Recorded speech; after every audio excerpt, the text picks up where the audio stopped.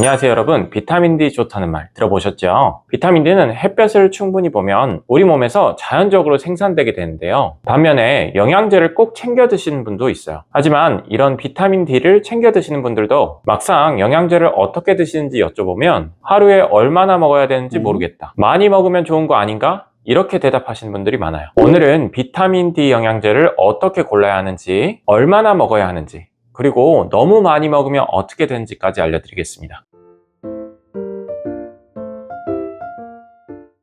비타민 D 영양제를 챙겨 드시지 않는 분들은 대부분이 햇볕만 좀 쐬면 비타민 D는 자연스럽게 생기는 거 아닌가요? 라고 생각하시는데요. 하지만 실제로 통계를 보면 그렇지 않아요. 한국인의 80에서 90%가 이미 비타민 D 결핍 상태입니다. 비타민 D의 정상 기준치가 30 이상인데 대한민국 국민 평균 비타민 D 농도는 16.1로 정상치의 절반 정도밖에 되지 않아요. 왜 이런 결과가 발생하는 걸까요? 생각해보면 직장인들은 대부분 하루 종일 건물 안에 있는데요. 비타민 D를 생성하는 UVB가 창문을 통과하지 못해요. 그리고 밖에 나갈 때는 살이 타지 않게 팔, 다리, 얼굴에 꼼꼼하게 자외선 차단제를 바르죠. 자외선 차단제는 피부를 지켜주지만 동시에 비타민 D 합성에 필요한 햇빛도 차단해버려요. 물론 음식으로 비타민 D를 섭취하는 방법도 있는데요. 이건 뒤에서 자세히 말씀드리겠지만 결론부터 말하자면 하루 권장량을 채우기에는 너무 모자랍니다. 그렇기 때문에 실내 위주의 생활, 자외선 차단제 사용이 일상화된 현대인들에게 비타민 D 영양제 보충은 더 이상 선택이 아닌 필수인 거죠. 비타민 D 정상 수치가 30 이상이라고 말씀드렸는데요. 한국인 평균인 20 이하는 심한 결핍 상태이고 최소 20 이상이 되어야 비타민 D가 정상적으로 역할을 할 수 있어요. 이 30에서 60 사이가 되면 가장 좋은데요. 뼈 건강은 물론이고 면역력까지 제대로 유지되는 농도예요. 하지만 이 이상을 훨씬 넘어서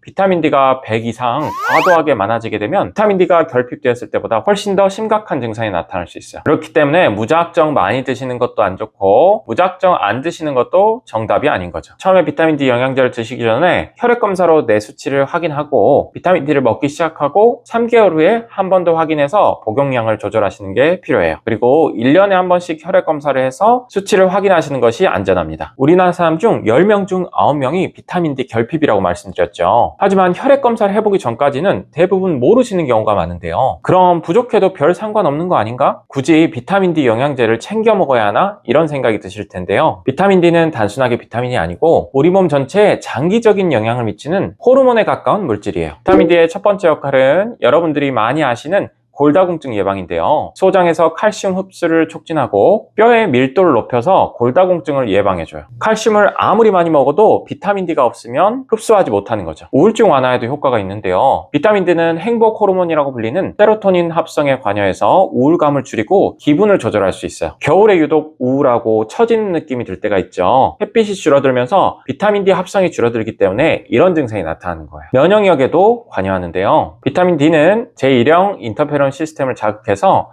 바이러스나 세균에 대항하는 1차 면역 체계를 강화합니다. 감기를 달고 사셨다면 비타민 D 수치를 한번 확인해 보시는 것도 필요해요. 이런 중요한 역할을 하는 비타민들을 채우는 방법은 딱 3가지인데요. 첫 번째는 햇빛을 충분히 보는 겁니다. 가장 자연스러운 방법인데 계절이나 나이 그리고 피부의 색깔에 따라 현실적인 한계가 존재해요. 두 번째는 음식으로 채워주는 건데요. 부작용 없이 안전하게 섭취할 수 있지만 비타민 D 요구량을 충족하려면 너무 많이 먹어야 하기 때문에 현실적으로 불가능해요. 마지막 세 번째가 약으로 보충하는 건데요. 현대인에게 가장 현실적이고 효율적인 방법이에요. 지금부터 3가지를 하나씩 설명드릴게요. 가장 보편적인 방법이 햇빛으로 비타민 D를 만드는 것이라고 말씀드렸죠. 오전 10시부터 오후 3시까지가 UVB 파장이 가장 높기 때문에 이 시간대에 하루 15분에서 30분 정도, 일주일에 2, 3회 정도 햇빛을 충분히 보시면 비타민 D가 충분히 생성되게 되는데요. 이때 팔과 다리를 충분히 노출해야 돼요. 긴 소매를 입고 있거나 선크림을 바르거나 그늘에 앉아 있으면 소용없어요. 이렇게 되면 1회당 800에서 1500 정도를 합성할 수 있어요. 하지만 여름에도 이 조건을 매번 맞추기 어렵고 우리나라의 경우에 겨울엔 10시에서 3시 사이라도 충분한 비타민 D 합성이 이루어지지 않아요. 그래서 햇빛만으로는 한계가 있는 거죠. 다음은 음식으로 섭취하는 방법인데요. 비타민 D가 많다고 알려진 음식들을 보면 연어, 고등어, 참치 같은 생선들에는 100g당 200에서 300 사이 꽤 많은 비타민 D가 들어있고 버섯이나 달걀에도 비타민 D가 들어있습니다. 하지만 여기서 문제가 생기는데요. 성인 기준 하루 비타민 D 권장량은 1000에서 2000입니다. 이걸 달걀이나 생선으로만 채우려면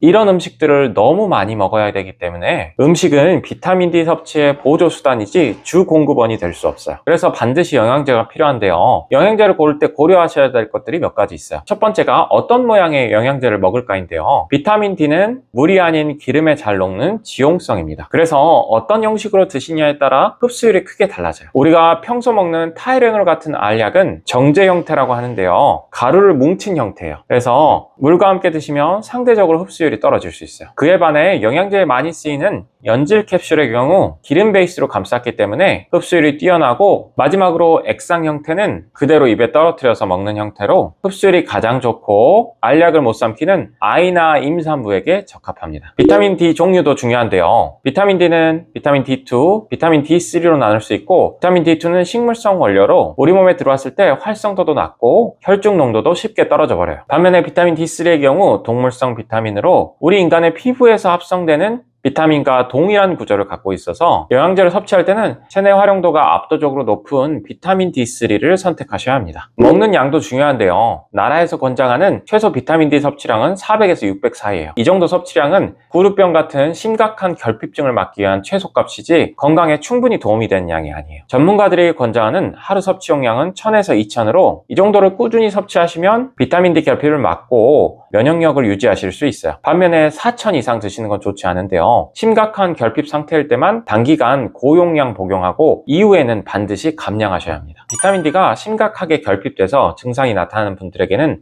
비타민 D 주사를 하기도 하는데요. 하지만 증상이 없는 일반인 분들에게는 주사를 맞는 걸 추천드리지 않아요. 주사를 맞으면 혈중 농도가 한 번에 치솟게 되고, 그러면 혈액에 칼슘이 너무 많이 있게 됩니다. 그리고 얼마 지나지 않아서는 수치가 뚝 떨어지게 돼요. 비타민 D 과용량과 결핍의 부작용을 동시에 만드는 거죠. 반면 매일 경구로 복용하시게 되면 혈중 농도가 30에서 60 사이를 안정적으로 오가면서 최적의 비타민 D 농도를 유지할 수 있어요. 독성 위험도 없기 때문에 심각한 결핍 환자가 아닌 이상 단순 건강 증진 목적의 고용량 주사는 추천하지 않아요. 매일 꾸준히 경구 복용하시는 게 훨씬 안전하고 효과적입니다. 비타민 D를 과하게 섭취하는 건 부족한 것보다 더 안 좋다고 말씀드렸죠. 그 이유는 비타민 D가 지용성이라는 데 있는데요. 비타민 D 같은 수용성 비타민은 비타민이 넘치면 소변으로 그냥 배출돼요. 하지만 지용성인 비타민 D는 소변으로 배출되지 않고 체내에 축적됩니다. 그러면 비타민 D 농도가 점점 높아지게 되고, 소장에서는 칼슘을 과도하게 흡수해서 혈액 내에 칼슘 농도가 비정상적으로 높아지게 돼요. 이렇게 혈액 속의 칼슘 농도가 높아지게 되면 고칼슘 혈증이 나타나게 되는데요. 이렇게 과도한 비타민 D 수치로 고칼슘 혈증이 나타나게 되면 남아도는 칼슘이 뼈가 아닌 혈관이나 심장, 신장에 비정상적으로 쌓이게 돼요. 이게 오래되면 이런 장기에 손상을 입기 때문에 콩팥 결석, 영구적인 콩팥 손상이나 부정맥의 위험까지 높일 수 있어요. 물론 이렇게 고칼슘 혈증까지 나타나려면 많이 드셔야 되기 때문에 하루 1000에서 2000유닛 드시는 걸로는 크게 걱정하지 않으셔도 됩니다. 문제는 많이 먹을수록 좋다는 생각으로 적정량 이상 먹을 때 생기는 거예요. 여기까지 비타민 D 영양제를 왜 섭취해야 되는지 말씀드렸는데요. 오늘 내용 정리해 드릴게요. 첫 번째, 병원에서 혈액 검사로 내 비타민 D 수치를 정확하게 파악하세요. 두 번째, 수치가 30 이하라면 비타민 D3 보충제를 복용하셔야 합니다. 세 번째, 1000에서 2000 유닛을 매일 꾸준히 복용하시고 과량으로 드시는 건 좋지 않기 때문에 4000 유닛 이상 장기 복용하시지 않으셔야 합니다. 네 번째, 영양제 복용을 하고 3개월 후에는 다시 피검사를 시행하고 용량 조절을 하시면 끝입니다. 오늘 영상 어떠셨나요? 비타민 D 하나만 챙겨도 뼈 건강이나 기분, 면역력까지 달라질 수 있어요. 동네 내과나 건강검진에서 비타민 D 수치를 한번 확인해 보시고 비타민 D 결핍이 발견된다면 영양제를 챙겨 드실 것을 추천드려요. 오늘 영상이 도움이 되셨다면 구독과 좋아요 부탁드리고 궁금한 점은 댓글로 남겨주세요. 다음 영상에서 뵙겠습니다. 감사합니다.